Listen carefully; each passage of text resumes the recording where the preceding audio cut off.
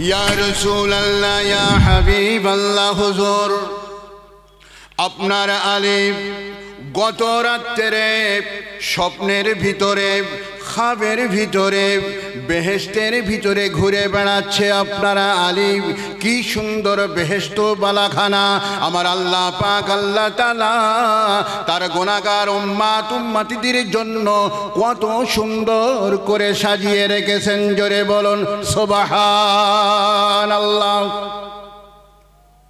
হুজুর আমি আলী বেহেশতের গেটগুলো দেখতে লাগলাম, বেহেশতের ভিতরে বেহেশতের দরজাগুলো দেখতে লাগলাম। প্রতিটা দরজার উপরে লেখা আছে, সোনার অক্ষরে লেখা আছে লা ইলাহা ইল্লাল্লাহ মুহাম্মাদুর রাসূলুল্লাহ। জোরে বলুন সুবহানাল্লাহ। ইয়া রাসূলুল্লাহ, ইয়া হাবিবাল্লাহ, হুজুর শুধু তাই নয়, বেহেশতের ভিতরে ঘুরতে ঘুরতে ঘুরতে ঘুরতে বহু দূরের দিকে চাইয়ে দেখে একটা সুন্দর কুরসি দেখা যায়।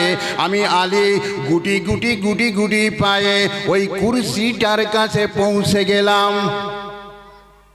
যে দেখি বেহেশতি কুরসি, সুন্দর সোনা মণিমুক্ত হিরে চুনি পান্না দিয়ে সুন্দর করে একটা কুরসি আল্লাহ পাক বেহেশতের ভিতরে বসিয়ে রেখেছেন। জোরে বলুন সুবহানাল্লাহ। আর এই কুরসিটার চতুর্ধারে দেখি লেখা আছে, যে ব্যক্তি দুনিয়ার জমিনে আগে সালাম দিবে ওই ব্যক্তির জন্য আল্লাহ পাক আল্লাহ তাআলা এই দয়ার জান্নাতের ভিতরে ওই ব্যক্তির জন্য এই কুরসিটা বসার জন্য তৈরি করেছে। জোরে বলুন সুবহানাল্লাহ। ইয়া রাসূলুল্লাহ, ইয়া হাবিবাল্লাহ, হুজুর আমি আলী চিন্তা করতে লাগলাম যে আমি আবু বকর সিদ্দিককে আমি আলী সদা সর্বদা আগে আগে আগে আগে সালাম দিয়ে থাকি। এইভাবে করে যদি চলতে থাকে আপনার আবু বকরের নসিবে এই কুরসিটা আর আসবে না, আমার নসিবে আমি আলী আমার নসিবে আসবে। এই জন্য আমি সালাম বন্ধ করে দিয়ে আপনার আবু বকরের সালামের সুযোগ করে দিয়ে আমার নসিবের কুরসিটা আমি আলী আবু বকরের নসিবে দান করে দিলাম। জোরে বলুন সুবহানাল্লাহ। কত সুন্দর মন তাদের, একটু খেয়াল করেছেন? তাদের চরিত্র কত সুন্দর, তাদের অন্তর কাল একেবারেই সাদা। আর আমাদের কল গুনাহ করে করে হিংসা করে করে অন্তরটা কালো ঝুল হয়ে গিয়েছে। শুধু হিংসা, ভাইয়ে ভাইয়ে হিংসা, বাপ বেটার সঙ্গে হিংসা, পাড়া প্রতিবেশীর সঙ্গে হিংসা। আজকের হিংসায় জর্জরিত হয়ে গিয়েছে মানুষ। কিন্তু সাহাবীদের অন্তর ছিল সাদা পরিষ্কার। এই শবে কদরের, এই শবে বরাতের রাত আসতেছে। এক যুবক ও বিয়ে করবে কিন্তু গাড়িতে করে যাবে না। ওর ইচ্ছা, মনের আশা যে আমি ঘোড়ায় চেপে বিয়ে করতে যাব। এক একটা মানুষের এক একটা আশা থাকে। ও ঘোড়ায় চেপে বিয়ে করতে যাবে, কিন্তু ওর তো ঘোড়া নাই, যুবক ছেলেটার ঘোড়া নাই। কিন্তু ওই গ্রামের মাতব্বর মোড়লের একটা ঘোড়া আছে। ও মনে মনে চিন্তা করেছে যে ওই মোড়ল মাতব্বরের বাড়িতে যাব, বেশ কাকুতি মিনতি করে বলবো যে মোড়ল মাতব্বর আপনার ঘোড়া আছে, আপনার ঘোড়াটা আমার একদিনের জন্য একটু দিন, আমি নিয়ত করেছি ওই ঘোড়ায় করে আমি একটু বিয়ে করতে যাব। বলতে বলতে বলতে বলতে মোড়লের বাড়ি গিয়ে হাজির। মাতব্বর বলে ডাক দিয়েছে। একজন বাহির হয়ে আসলো। কে? বলে আমি যুবক। বলে কার সঙ্গে দরকার? বলে আপনার মোড়লের সঙ্গে দরকার। কোথায়? বলে উনি বাড়িতে আছে। বলে ডাক দাও। মোড়ল আসলো। কি বাবা ছেলে, কি করতে এসেছো আমার বাড়িতে? বলছে আপনার বাড়িতে এসেছি একটাই কারণে, আপনার একটা ঘোড়া আছে না? বলে হ্যাঁ আছে। বলে ঘোড়াটা একটু দেবে, আমার মনের আশা মনের বাসনা, আমি একটু ঘোড়ায় চেপে বিয়ে করতে যাব। বলে না, তা সম্ভব না, আমার শখিন ঘোড়া, এই ঘোড়া আমি দিতে পারবো না।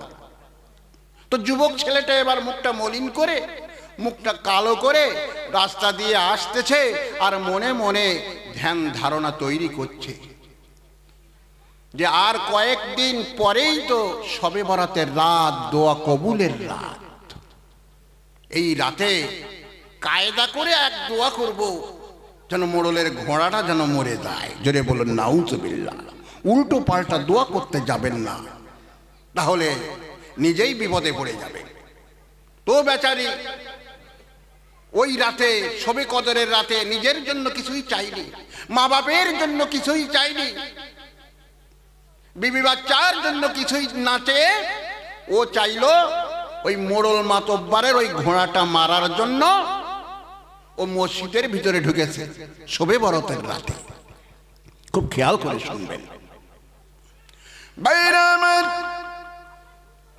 ওই যুবক মসজিদের ভিতরে ঢুকে আর নামাজ পড়তে থাকে। নামাজ পড়ছে, নামাজ পড়ছে, নামাজ শেষ করে ছোট্ট ছোট্ট মোনাজাত করছে, আবার একটু জিকির আজগার করছে, দোয়া দরুদ পড়ছে, আমার হাবিবের উপরে দরুদ শরীফ পড়ছে। এই পড়তে পড়তে পড়তে পড়তে পড়তে পড়তে রাত প্রায় শেষ হয়ে এসেছে।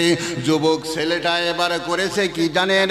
এবার শেষ মোনাজাতে দুটো করে হাত তুলেছে। আই রব্বুল আলামিন, আয় আল্লাহ, আমার মনের তামান্না, আমার মনের বাসনা ছিল আমি ঘোড়ায় করে বিয়ে করতে যাব আল্লাহ, কিন্তু আমার তো কোনো ঘোড়া নাই। আমাদের গ্রামে মোড়ল মাতব্বারের ঘোড়া ছিল, আমি যে কাকুতি মিনতি করে আমি চাইলাম, কিন্তু মোড়ল মাতব্বার আমাকে ঘোড়াটা দিল না আল্লাহ। আয় রব্বুল আলামিন, আয় আল্লাহ, এই পবিত্র রজনীতে, এই শবে বরাতের পবিত্র রজনীতে আমি যুবক তোমার দরবারে ইলাহিতে দোয়া করে, আয় আল্লাহ, সকাল যখন হয়ে যাবে, সকাল যখন হয়ে যাবে, সর্বপ্রথম আমার কানে খবরটা তুমি দিও যে মাতব্বারের ঘোড়াটা কিছুক্ষণ আগে মারা গিয়েছে। জোরে বলুন নাউজুবিল্লাহ। কি দোয়া করছে দেখুন। সকাল হয়ে গিয়েছে, যুবক ছেলেটা মসজিদ থেকে বাহিরে হয়ে বাড়ির দিকে রওনা হচ্ছে। কোনো কারোর মুখে কিছুই কোনো আওয়াজ নাই। আস্তে আস্তে যখন ওর বাড়ির সামনে যখন গিয়েছে, ওর বাড়ির ভিতর থেকে ওর মায়ের কান্নার আওয়াজ যেন ভেসে এসেছে। ওর কানের ভিতরে যখন পৌঁছে গিয়েছে একটা কান্নার আওয়াজ, ও যুবক বুঝে নিয়েছে এটা কারো কোনো কান্নার আওয়াজ নাই, কোনো মা বোনের কান্নার আওয়াজ নাই, এটা হচ্ছে আমার জনম দুঃখিনী মায়ের কান্নার আওয়াজ। খুব খেয়াল করে শুনবেন। বাড়ির ভিতরে ঢুকলেন, মা জর করে কাঁদতে লেগেছে। ছেলেটাকে দেখে বলছে, বাবা ছেলে, ও বাবা ছেলে, সারা রাত তুই কোথায় ছিলি রে বাবা?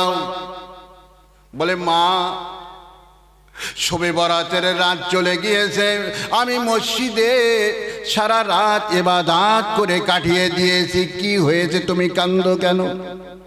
বলে, বাবা, আমি কাঁদছি এই জন্য, আমাদের যে একটা সাদের গাই ছিল, সাদের গরু ছিল, ওই গরুটা কিছুক্ষণ আগে আমাদের গোয়াল ঘরে ছটপট করতে করতে করতে করতে মারা গিয়েছে।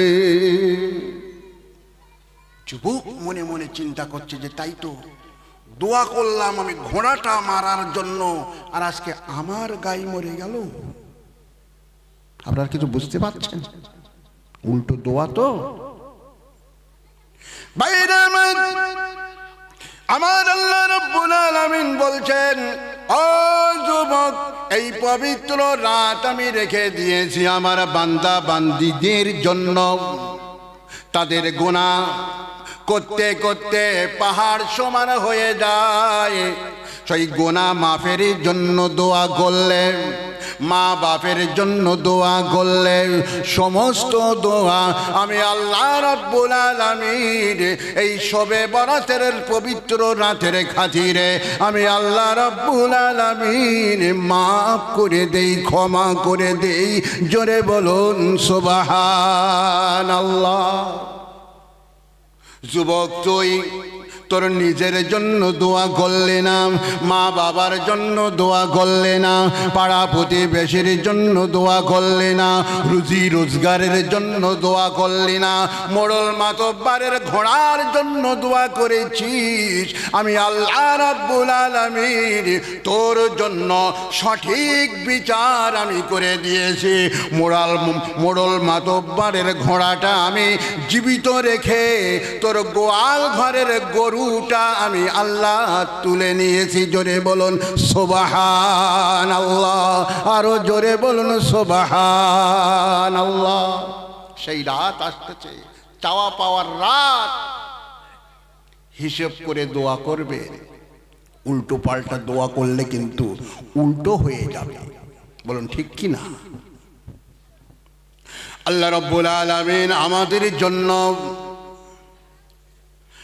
8খানি দয়ার জান্নাত আমার আল্লাহ রাব্বুল আলামিন সুন্দর করে সাজিয়েছে। আমার বান্দা বান্দীরা দুনিয়ার জমিনে তারা অনেক কষ্ট করবে, সংসার ধর্ম সব কিছু করবে, নামাজ কালাম করবে, কিন্তু আমি আল্লাহ আমাকে ভুলবে না, আমার বন্ধু হাবিবকে তারা ভুলবে না। এই সমস্ত বান্দা বান্দীদেরকে আমি আল্লাহ রাব্বুল আলামিন তাদের জন্য 8খানি দয়ার জান্নাত আমি সুন্দর করে সাজিয়েছি। জোরে বলুন সুবহানাল্লাহ।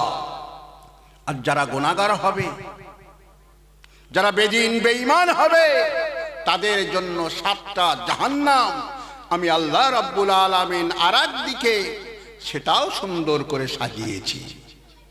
তোমাদেরকে বিবেক দিয়েছি, বুদ্ধি দিয়েছি। আমার নবী পাক তোমার এই পৃথিবীতে আমি আল্লাহ রাব্বুল আলামিন পাঠিয়ে দিয়েছি দামি নবীকে।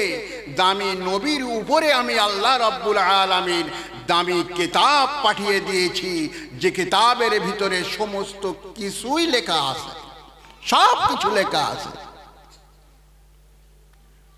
তো এই 8খানি দয়ার জান্নাত, 8খানি দয়ার জান্নাতের ভিতরে যেটা একেবারেই ছোট্ট জান্নাত, ক্ষুদ্র জান্নাত, এই জান্নাতটা একেবারেই ছোট্ট জান্নাত। তো জিবরাইল ফেরেশতা একদিন আল্লাহর কাছে ফরিয়াদ করছে, রব্বুল আলামিন আপনি তো আপনার বান্দা বান্দীদের জন্য 8খানি দয়ার জান্নাত সুন্দর করে সাজিয়েছেন, কিন্তু আমি জিবরাইল ফেরেশতা, আপনি যদি একটু হুকুম করেন, আপনি যদি একটু অনুমতি দেন, তাহলে আপনার দয়ার জান্নাতগুলো একটু ঘুরে ঘুরে একটু দেখে আসতে পারি।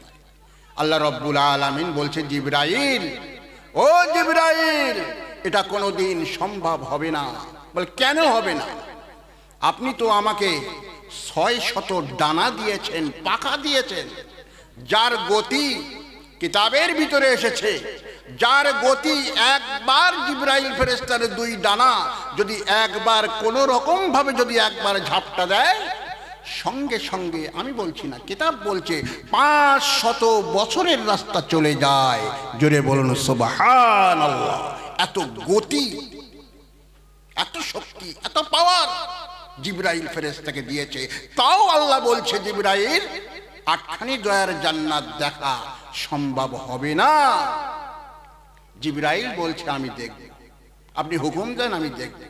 তা আল্লাহ বলছে, জিবরাইল এই 8খানি দয়ার জান্নাতের ভিতরে সবচেয়ে ছোট্ট জান্নাত, ক্ষুদ্র জান্নাত, জান্নাতুন নাঈম, এই নাঈমটা সর্বপ্রথম তুমি আগে দেখো, তারপরে বাকি 7টা দয়ার জান্নাত তুমি পরে দেখবে। আগে ছোটটা ঘুরে আসো, দেখে আসো।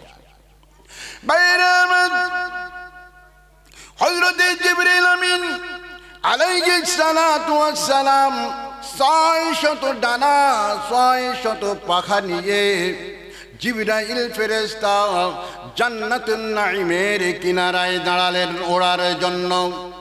এবার উঠতে উঠতে উঠতে উঠতে জিবরাইল ফেরেশতা জান্নাতুন নাঈমের ভিতরে উঠতে লাগলেন। একাধারে কিতাব বলছে, কিতাবের ভিতরে লেখা আছে জিবরাইল ফেরেশতা বলছে একাধারে জিবরাইল ফেরেশতা 350 বৎসর কেটে গেল। 350 বৎসর উঠতে লাগলো জিবরাইল ফেরেশতা, কিন্তু আল্লাহর দয়ার জান্নাতুন নাঈমের কোনো কুল কিনারা দেখতে পেলেন না। জোরে বলুন সুবহানাল্লাহ। 650 ডানা দিয়ে 350 বছর কষ্ট করে জিবরাইল ফেরেশতা ছোট্ট জান্নাতুন নাঈমের ভিতরে উঠলেন।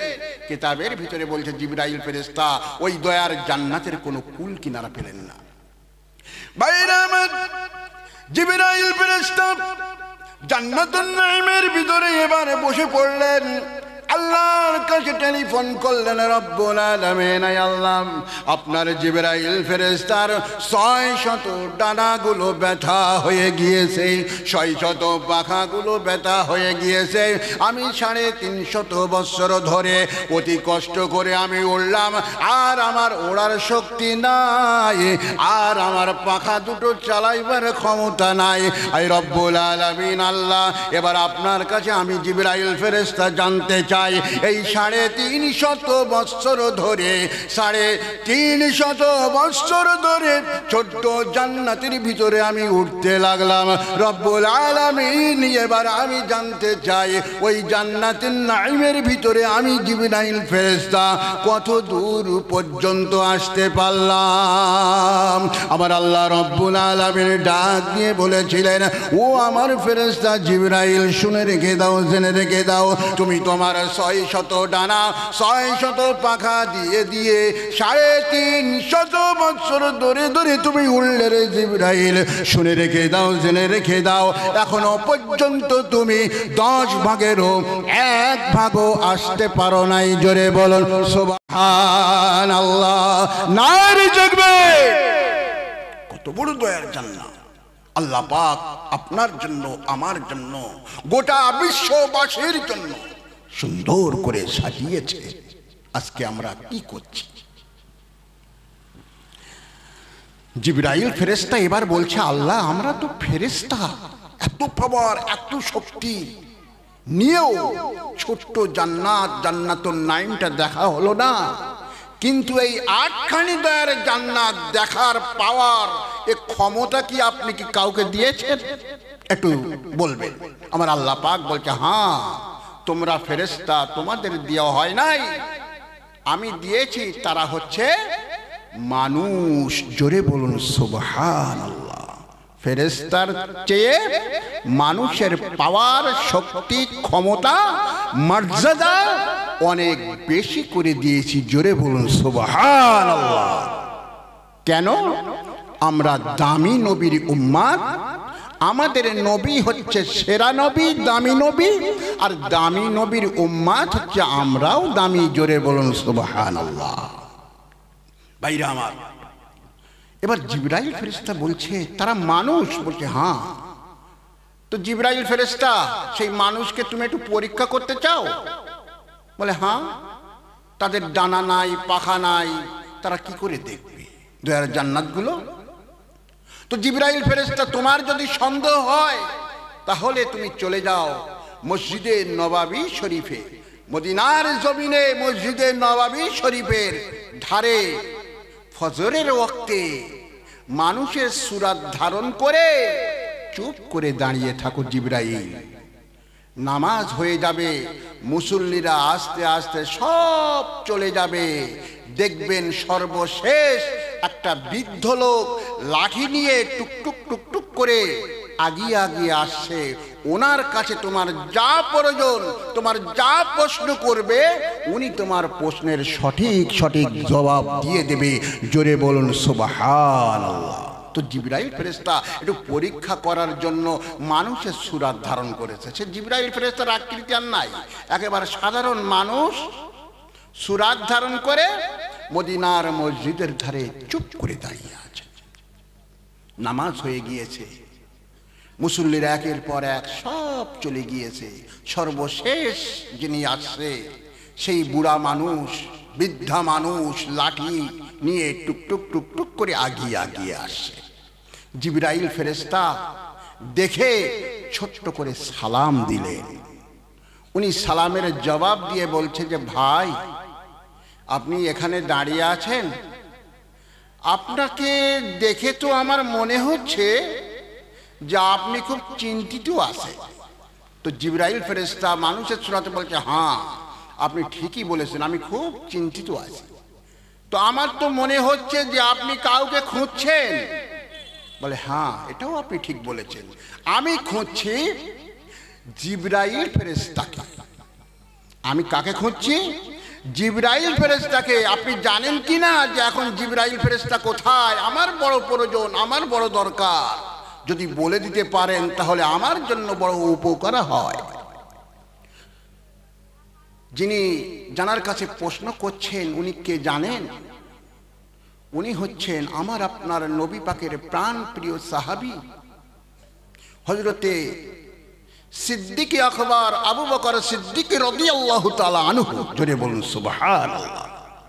তো হযরতে সাইয়েদনা আবু বকর বলছে যে হ্যাঁ বলতে পারবো, জিবরাইল এখন কোথায় আছে, কোন জায়গায় আছে নিশ্চয়ই বলে দিতে পারবো, কিন্তু আমি এখন বলতে পারবো না, আমার একটু সময় দিতে হবে। আমি 2 রাকাত নামাজ পড়বো, ছোট্ট করে মোনাজাত করব, তারপরে জিবরাইল ফেরেশতা কোথায় আপনাকে জানাবো। জোরে বলুন সুবহানাল্লাহ। বলার সঙ্গে সঙ্গে হযরতে সাইয়্যিদনা আবু বকর সিদ্দিক রাদিয়াল্লাহু তাআলা আনহু মসজিদে নববী শরীফের ভিতরে ঢুকে যায়। ছোট্ট ছোট্ট 2টো সূরা দিয়ে নামাজ আদায় করলেন, নামাজ শেষ করলেন, ছোট্ট করে মোনাজাত করে এবার বাহিরে আসলেন। ডাক দিয়ে বলছেন, ওরে ভাই, আমি আবু বকর সিদ্দিক আল্লাহর সারা আসমান এই মুহূর্তে তন্ন তন্ন করে ঘুরে ঘুরে আসলাম, যে কোথাও জিবরাইল ফেরেশতাকে দেখলাম না। ওরে ভাই, আমি আবু বকর আল্লাহ পাকের 8খানি দয়ার জান্নাত আমি আবু বকর তন্ন তন্ন করে ঘুরে ঘুরে এসেছি, যে কোথাও জিবরাইল ফেরেশতা নাই। ওরে ভাই, আমি আবু বকর আল্লাহ পাকের 7টা জাহান্নাম আমি এই মুহূর্তে ঘুরে ঘুরে দেখে দেখে আসলাম, যে কোথাও জিবরাইল ফেরেশতা নাই। আল্লাহ পাকের আরশে ঘুরলাম, সমস্ত পৃথিবী আমি আবু বকর এই মুহূর্তে তন্ন তন্ন করে ঘুরলাম, যে কোথাও জিবরাইল ফেরেশতাকে দেখলাম না। ওরে ভাই, আমার মন বলে যে তুমি ছাড়া জিবরাইল ফেরেশতা আর কেউ হতে পারে না। জোরে বলুন সুবহানাল্লাহ, আরো জোরে বলুন সুবহানাল্লাহ। হযরত আবু বকর সিদ্দিক রাদিয়াল্লাহু তাআলা আনহুর পাওয়ার কত, মর্যাদা কত!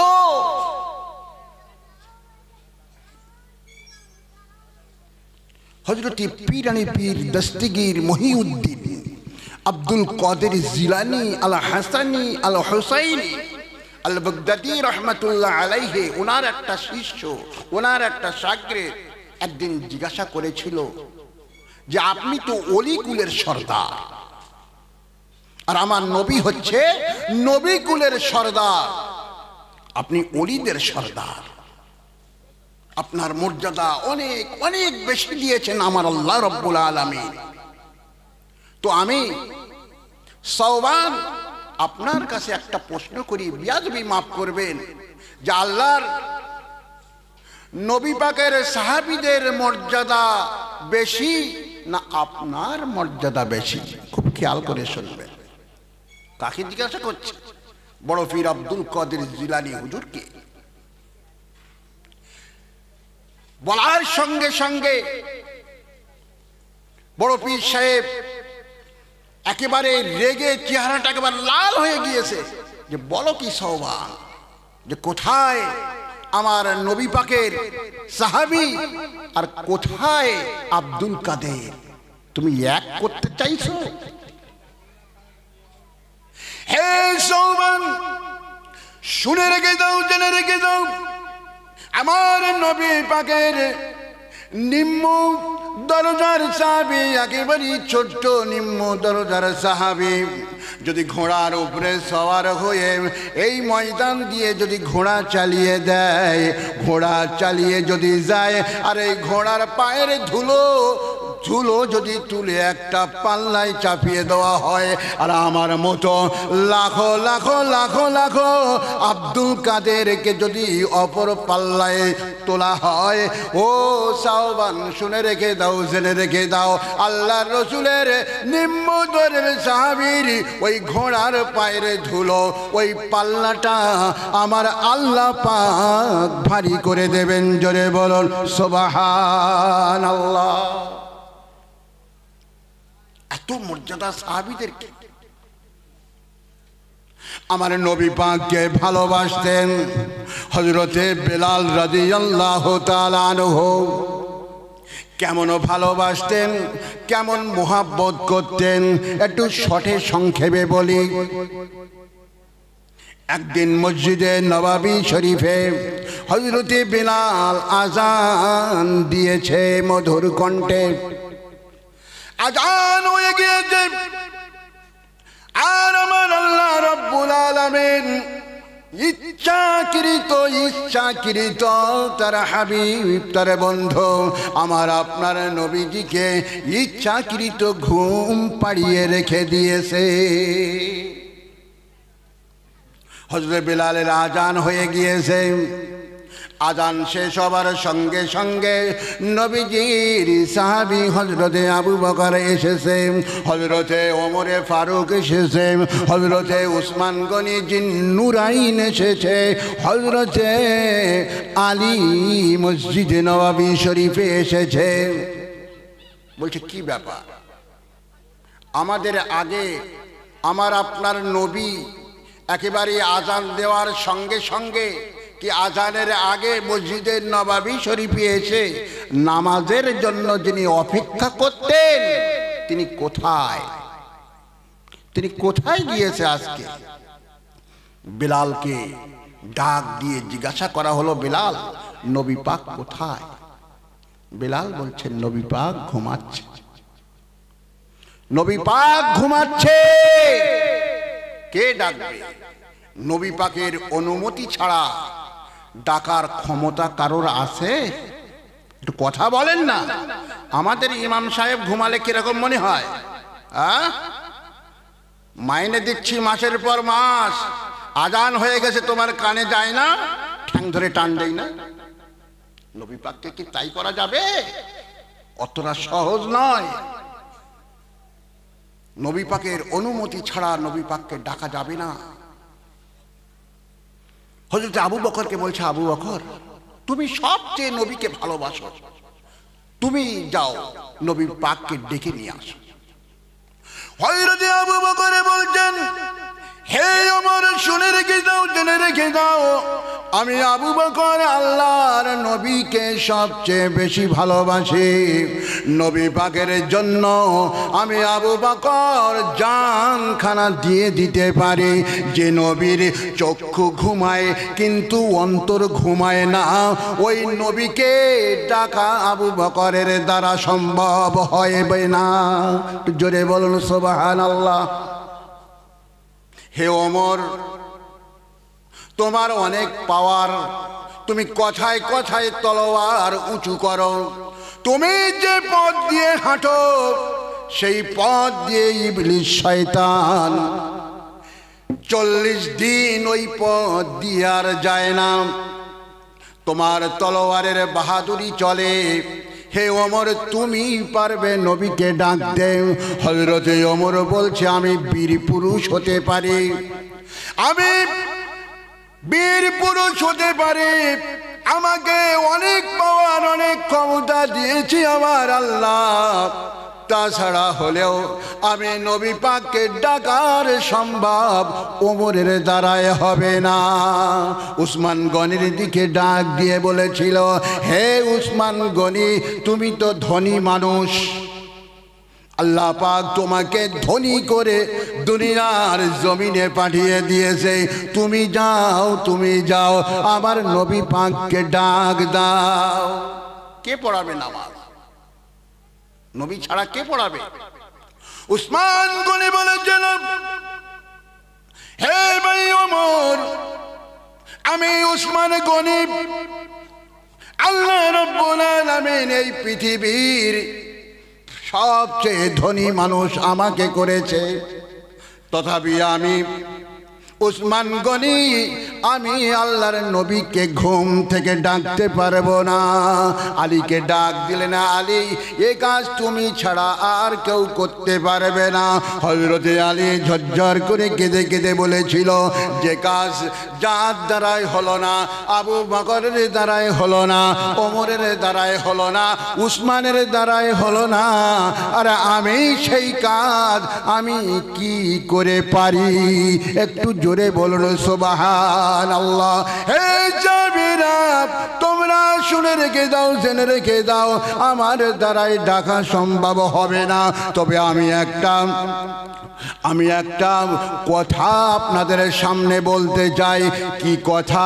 যিনি আমাদেরকে 5 বার, যিনি আমাদেরকে দৈনিক 5 বার আসসালাতু হাইয়া আলাস সালাহ হাইয়া আলাল ফালাহ বলে বলে আমাদেরকে মসজিদের দিকে ডাকতে থাকে, উনি ছাড়া, ওই ব্যক্তি ছাড়া নবী পাককে ডাকার কারো সম্ভব হবে না। বলতে বলতে বলতে বলতে হযরত বেলাল উঠে এসেছে।